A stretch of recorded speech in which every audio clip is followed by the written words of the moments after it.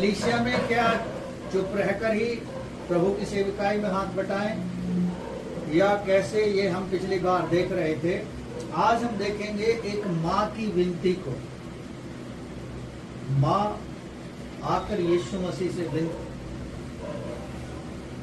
पासवान जो नियुक्त किया है वो अधिकार उसको किसने दिया है, वो देने वाले अधिकारों वाले के पास चलेंगे। चलिए रोमियो 13 अध्याय निकालें। रोमियो 13 अध्याय उसके पहले पद को पढ़ें। हर एक व्यक्ति शासकीय अधिकारियों के अधीन रहे, क्योंकि कोई अधिकार ऐसा नहीं जो परमेश्वर की ओर से ना हो। हाँ, कोई अधिकार ऐसा नहीं जो परमेश्वर की ओर से ना हो। आइए आंखें बंद करेंगे और प्रार्थना करें। धन्यवाद हो प्यारे पिता आज के सुंदर समय के लिए कि प्रभु आज के इस वचन को सीखने के लिए जा रहे हैं। आपका पवित्र आत्मा हमें गाइड करे, हमें टीच करे, लीड करे और सहायता करे कि इस वचन को हम समझें, सीखें और स्मरण कर सकें, और ये वचन हमारे हृदय रूपी पट्टिका पर लिखा जा सके ताकि हम इसे सुने, सुनाएं और समझें, और इस वचन के द्वारा तेरी महिमा करें, क्योंकि तू ही है जो प्रकाश देने वाला है, तू ही है जो बुद्धि और ज्ञान देने वाला है, तू ही है अनुग्रह करने वाला। और पौलुस कहता है तेरा अनुग्रह मेरे लिए काफी है। सचमुच प्यारे प्रभु, हम आज यहाँ बैठकर तेरी महिमा कर रहे हैं, ये आप ही का है।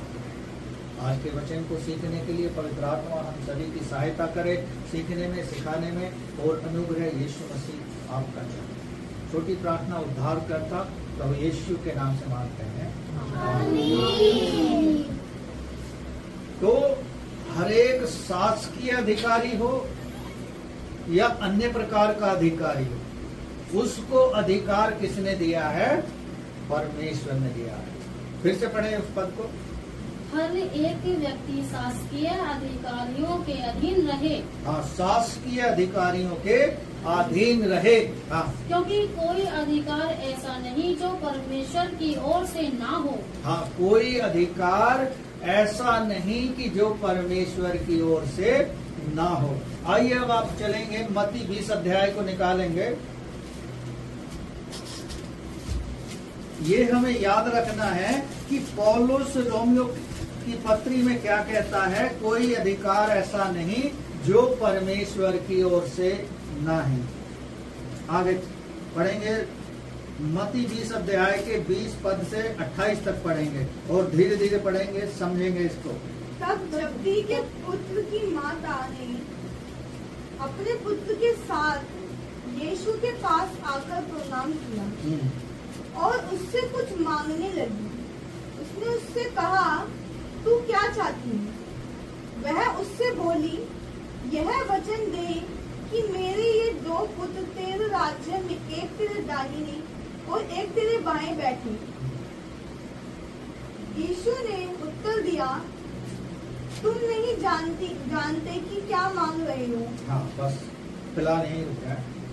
यहाँ जब्दी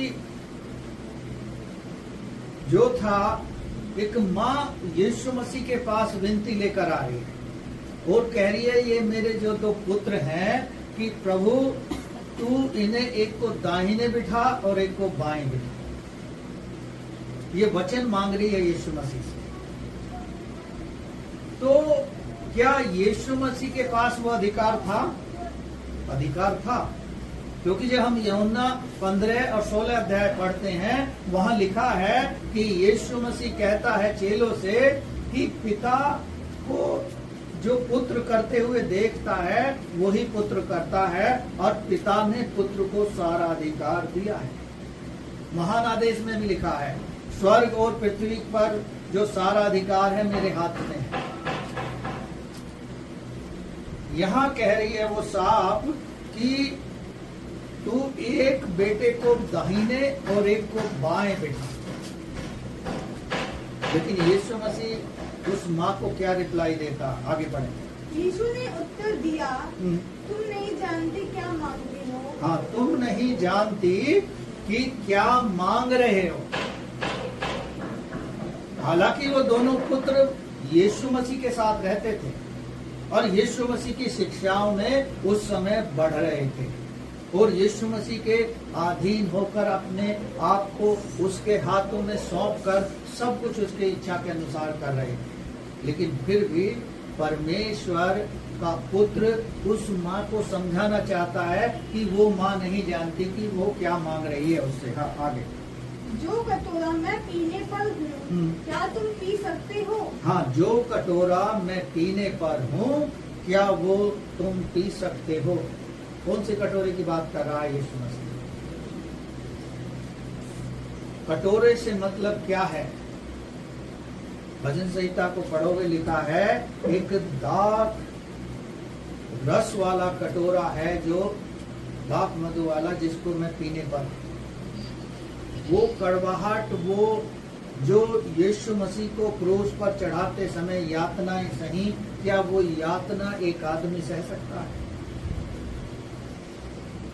पौलुस एक महान सेवक था। पौलुस कहता है मैंने 2 बार 39 कोड़े खाए। यीशु मसीह ने 1 बार खाए, लेकिन उसने 2 बार खाए। कितनी बार उसे बैठते पड़ी, कितनी बार उसे जेल में डाल दिया, कितनी बार उसे जेल से निकाल दिया, और वो फिर भी उन यातनाओं को सहता हुआ बढ़ रहा।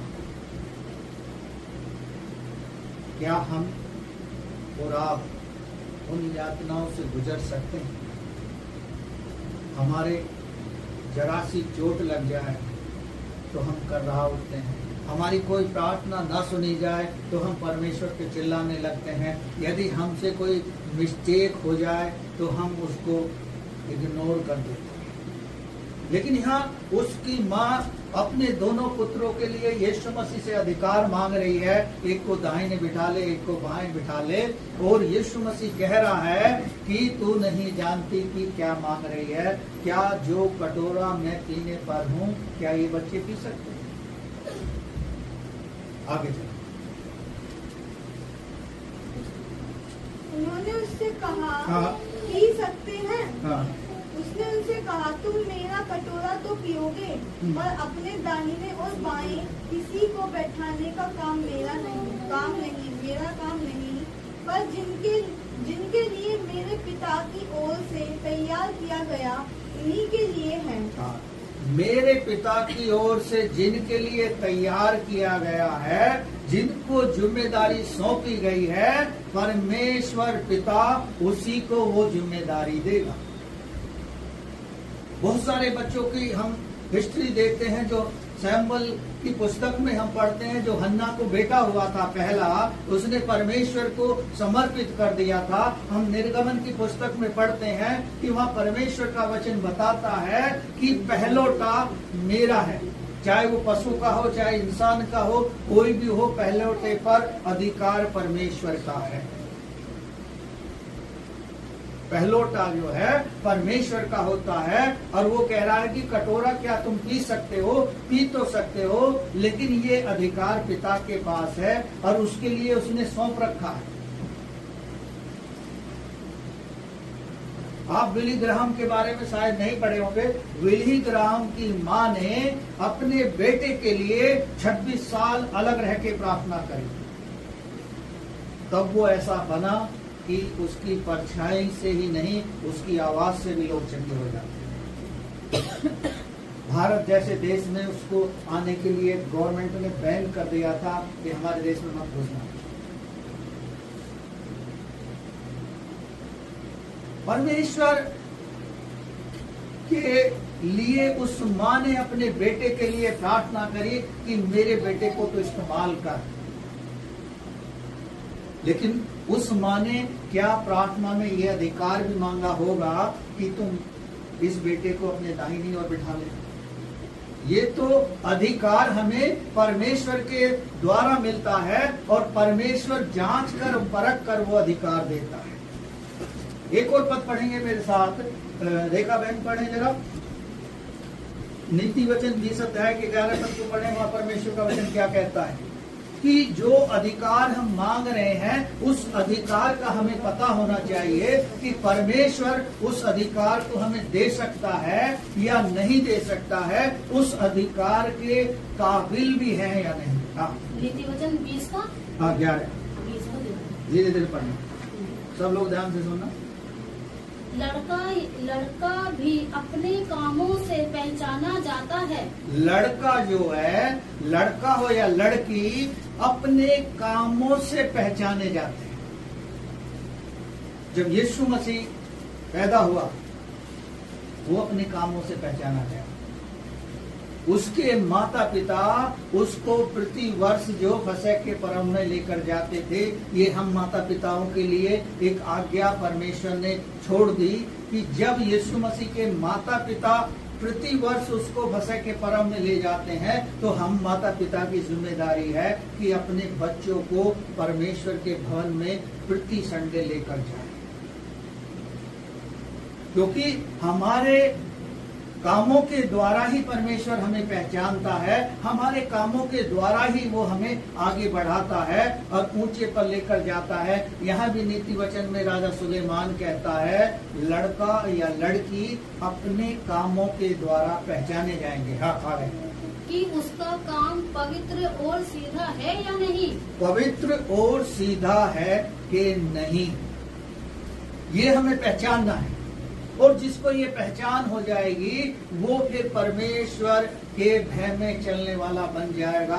वो पवित्रता के काम कर रहा है या नहीं कर रहा। जब हम देखते हैं कि आपने कभी पौधे को लगाया है, जब छोटा सा पौधा लगाओगे तो उस समय आकार देने के लिए हमारे पास समय होता है कि जैसे चाहे हम उसको घुमा सकते हैं, जैसा चाहे हम उसको बना सकते हैं। लेकिन आजकल के माता पिता को मैं देखता हूँ, मैं कलीसिया के अंदर की बात कर रहा हूँ, कलीसिया के बाहर की भी मैं देखता हूँ कि बच्चे परमेश्वर की आज्ञाओं में तो छोड़ो, माता पिता की आज्ञाओं में चलना नहीं चाहिए।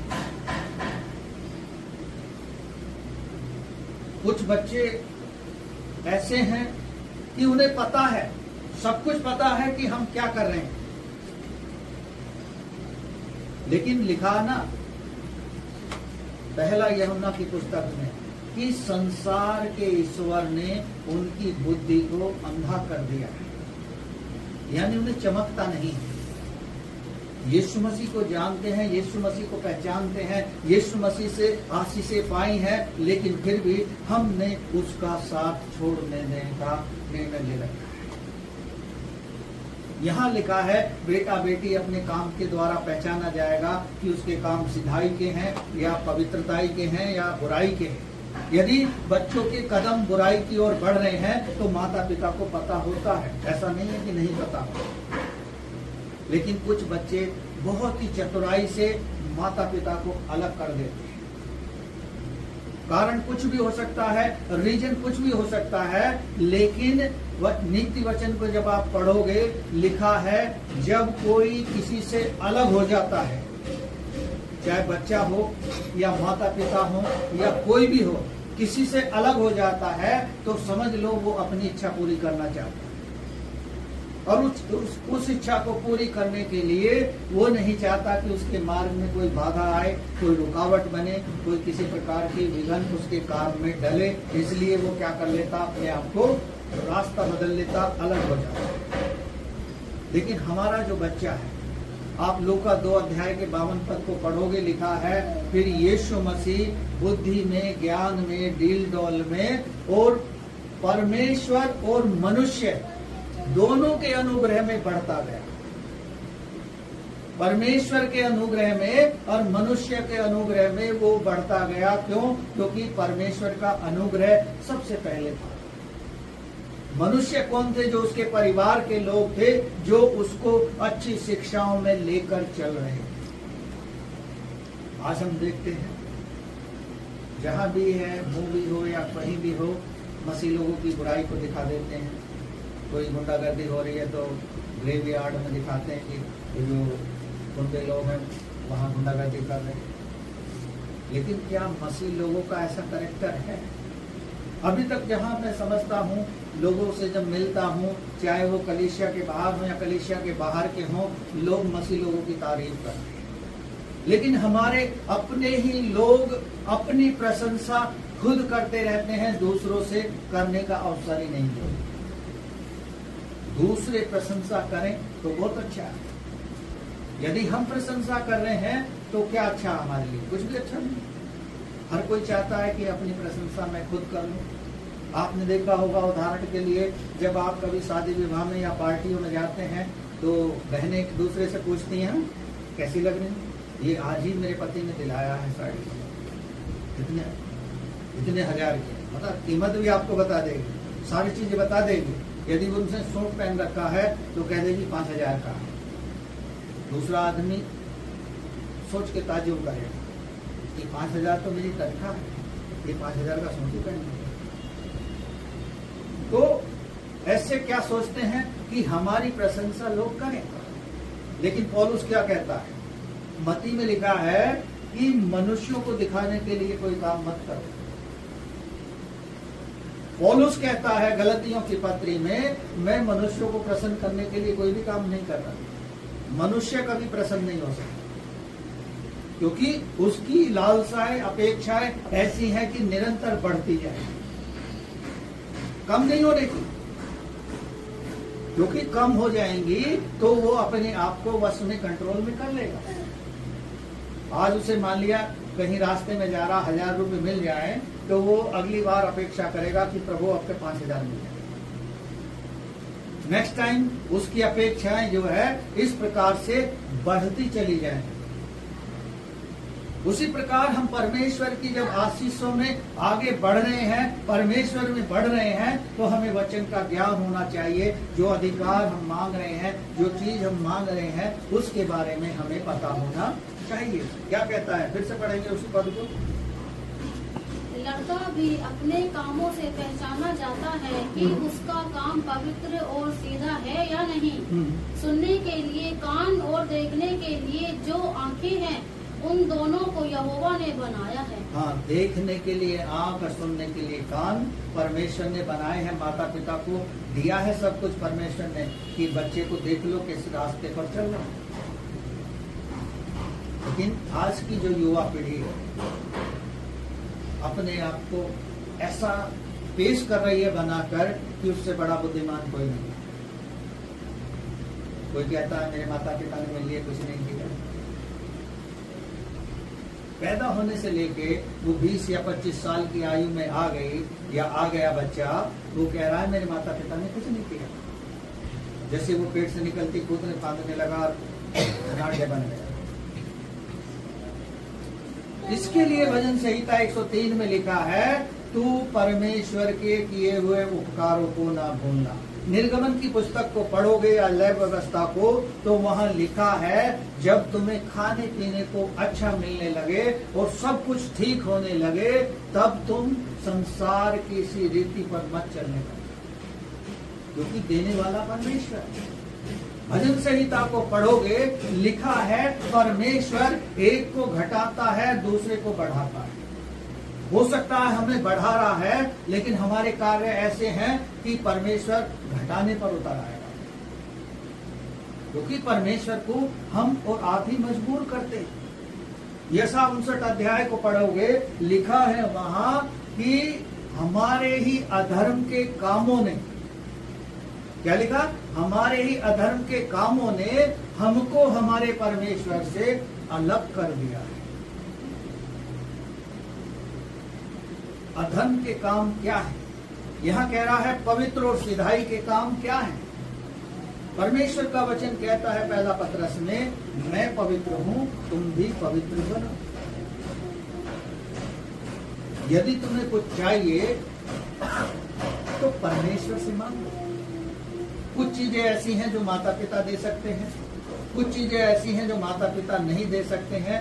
हमें हर एक वस्तु को परमेश्वर के पास लेकर जाना चाहिए।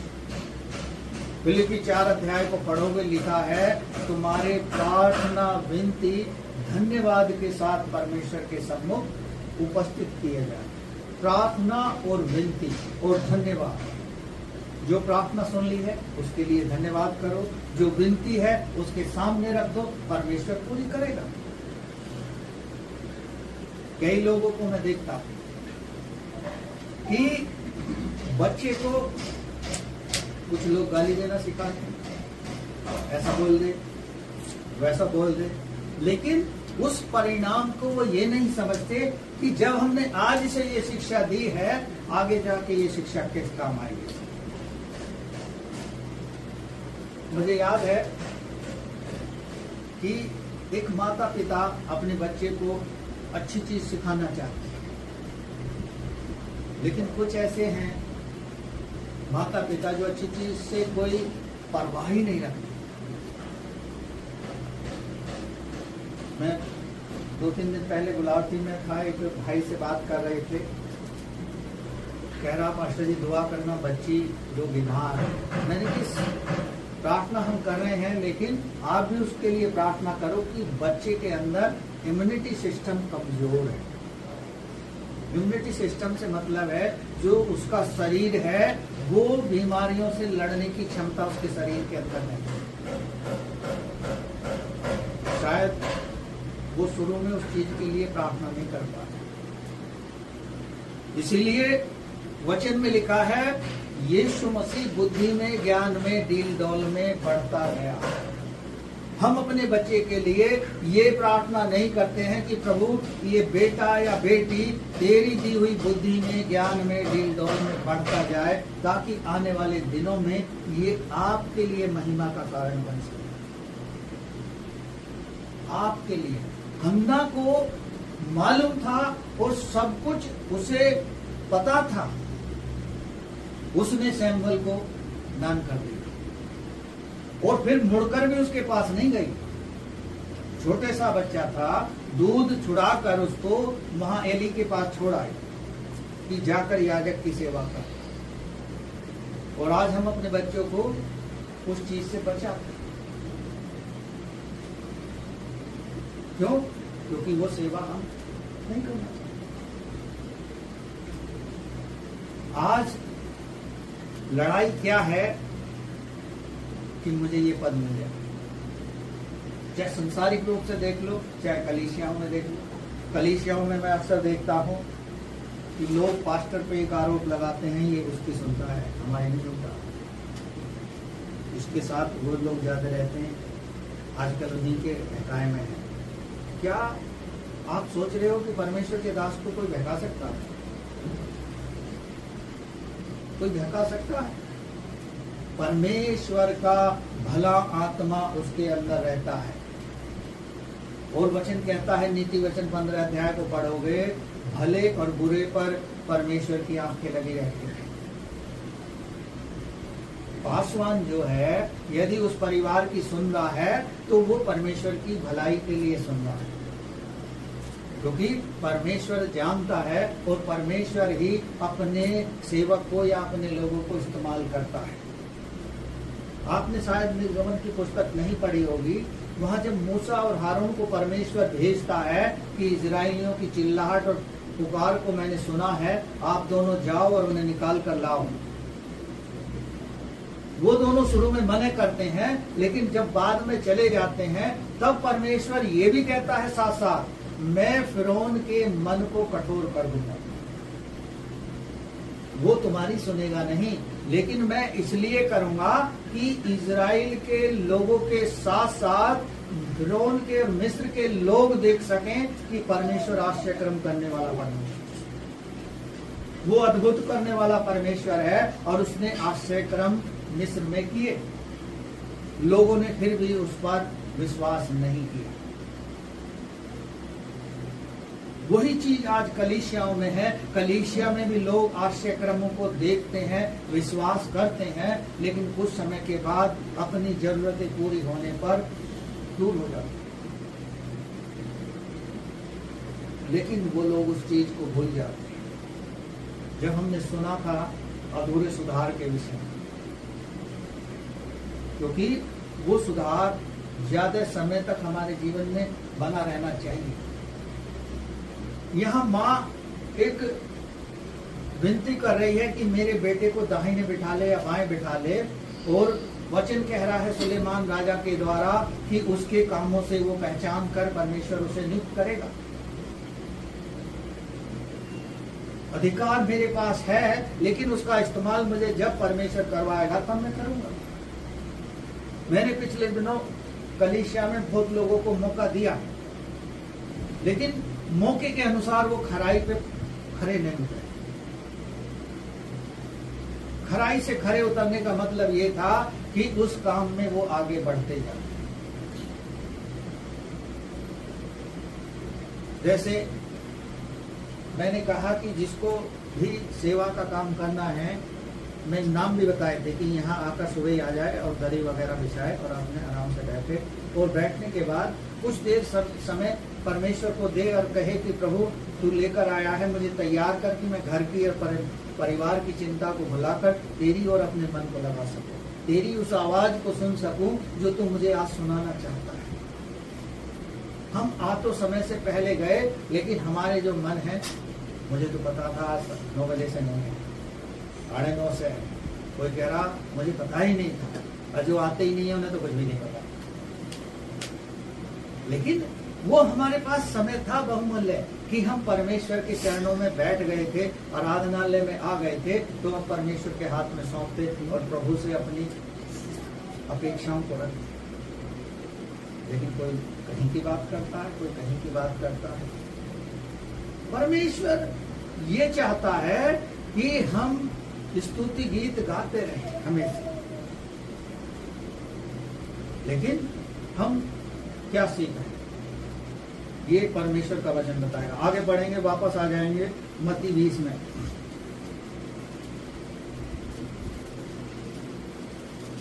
चौबीस से पढ़ेंगे।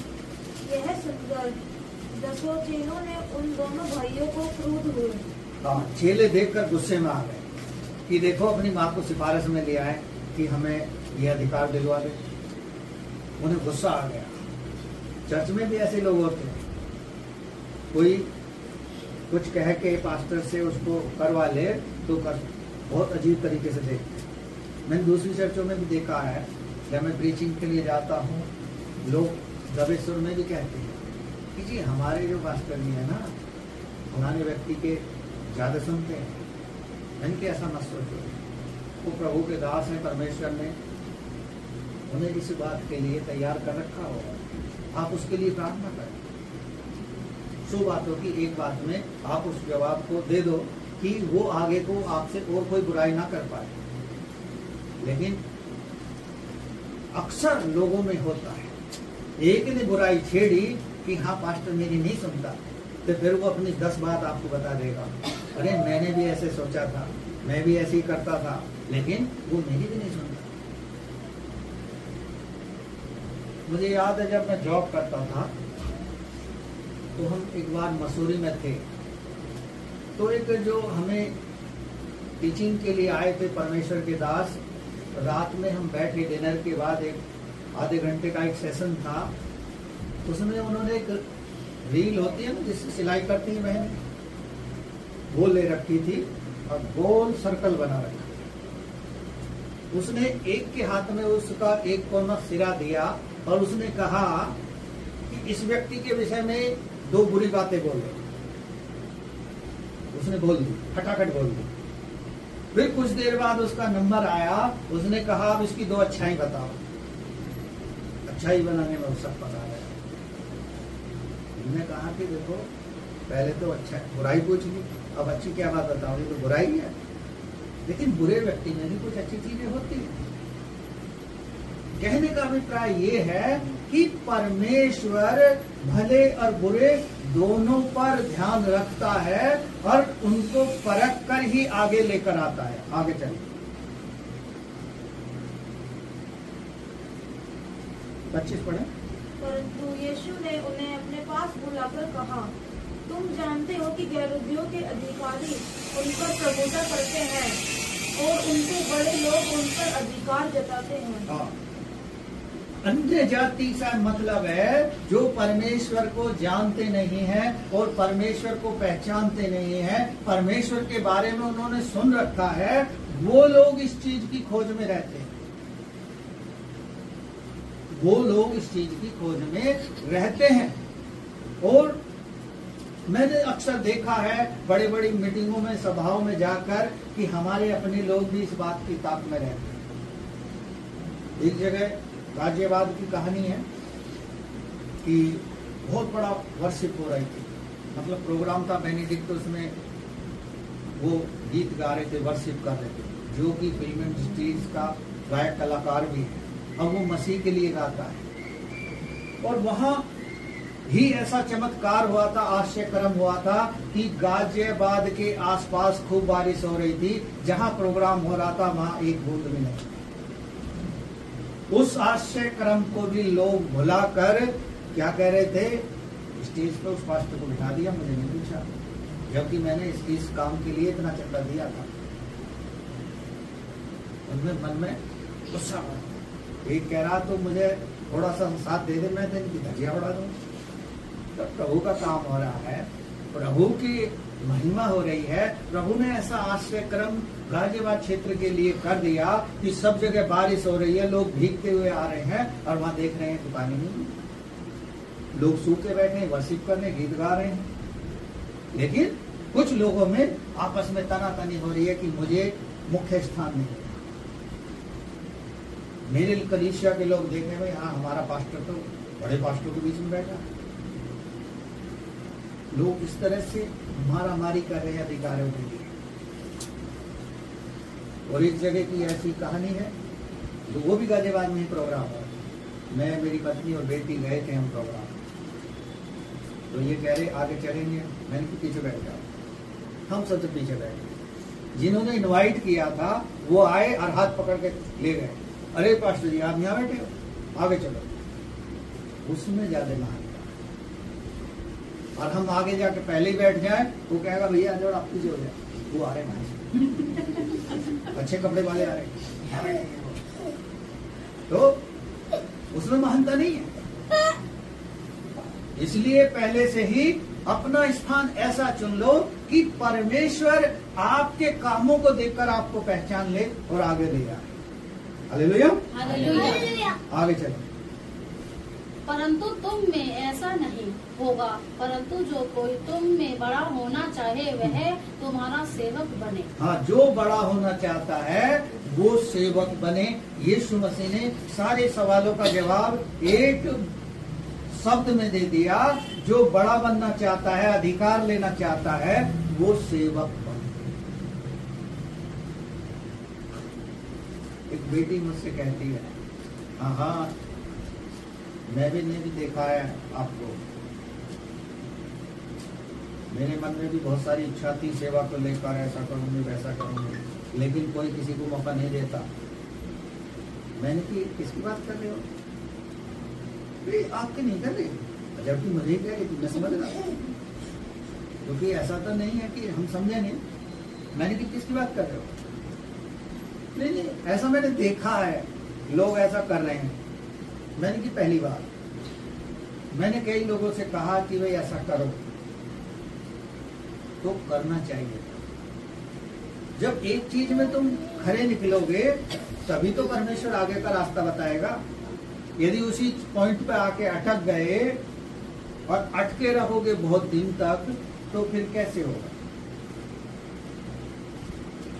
परमेश्वर चाहता है, परमेश्वर जब चुनता है तो हमें पता नहीं होती है, और परमेश्वर हमें धीरे धीरे वो सब करता चला जाता, खड़ा करता है, और परमेश्वर ही जानता है। जहाँ आज आप बैठे हो वहां मैं भी बैठकर सुना करता था, और इस काम से मैं बचता था जिसको आज मैं कर रहा हूँ। मुझसे पास्टर कहते थे कि आ जाओ,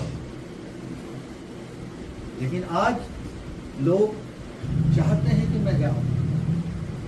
झारखंड में है एक हमारे मित्र, बहुत समय से बुला रहे हैं, कई जगह से ऐसे बुलावे आ रहे हैं, लेकिन आज के माहौल को देखते हुए नहीं जा पा रहे। क्योंकि परमेश्वर जब चाहेगा तब सब कुछ होगा। इसलिए अन्य जाति लोग मारामारी कर रहे हैं और हमारे लोग भी मारामारी कर रहे हैं, लेकिन वो भूल जाते हैं जिसको परमेश्वर ने अधिकार दिया है, हर एक अधिकार चाहे वो शासकीय हो या कलीसिया का हो, परमेश्वर देता है।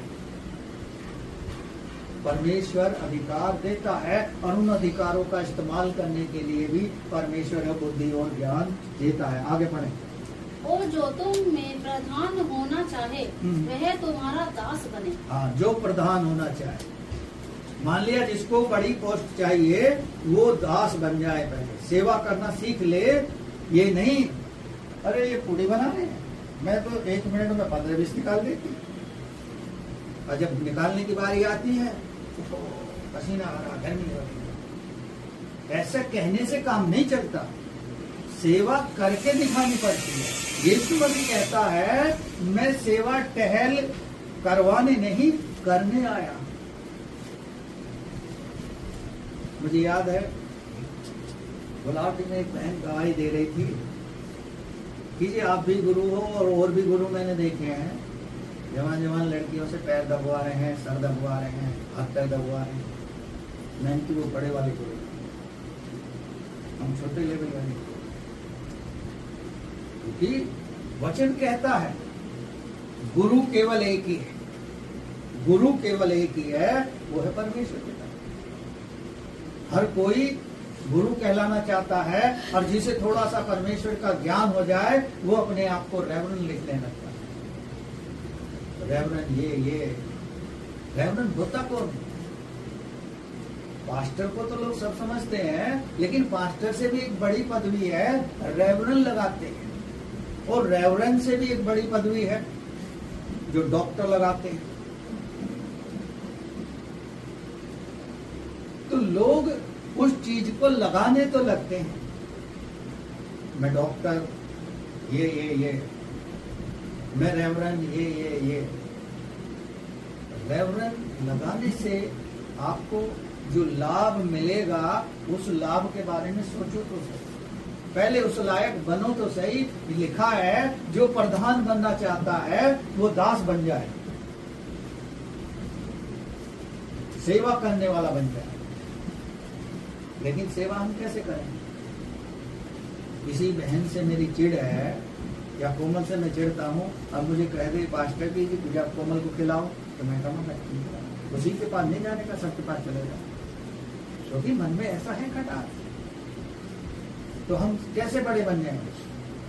लिखा है यदि तू वेदी पर आ रहा है तो अपने भाई या बहन के प्रति, वो अपने सगे भाई बहन के बारे में नहीं कहता, कलीसिया के भी भाई बहन है, जब हम एक दूसरे के प्रति एक दूसरे से बैर रखते हैं ना, थोड़ी सी आशीष से मिल गई, अब कोई रास्ते में कह रहा बहन जय मसीह की, जब कलीसिया में आ गई आप मिले तो मिले, ओ मैं बिजी थी, व्यस्त थी, मुझे पता नहीं था, मैं ध्यान नहीं दिया, पता तो सब था लेकिन देखता नहीं था, क्योंकि थोड़ी सी आशीष से मिलने से हमारा गुब्बारा खुल गया। उस गुब्बारे की हवा भी परमेश्वर निकाल देगा, क्योंकि परमेश्वर ने उसमें हवा डाली है।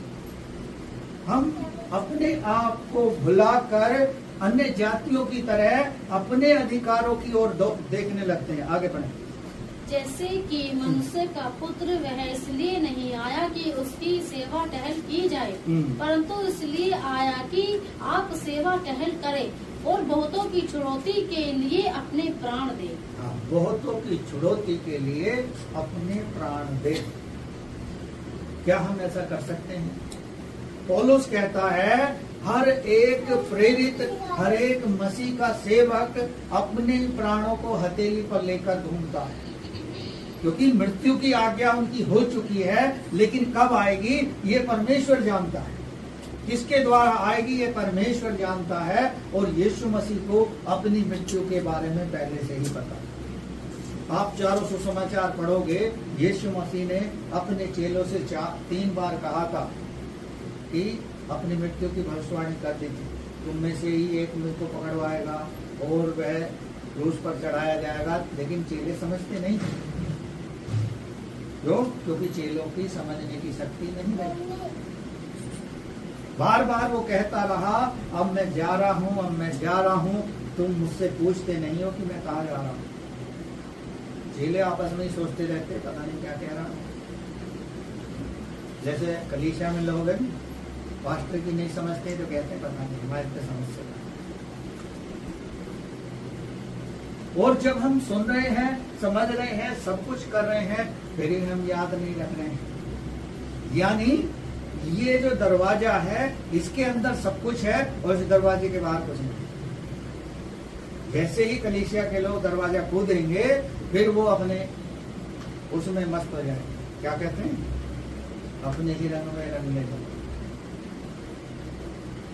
फिर हम अपने रंग में रंग जाएंगे।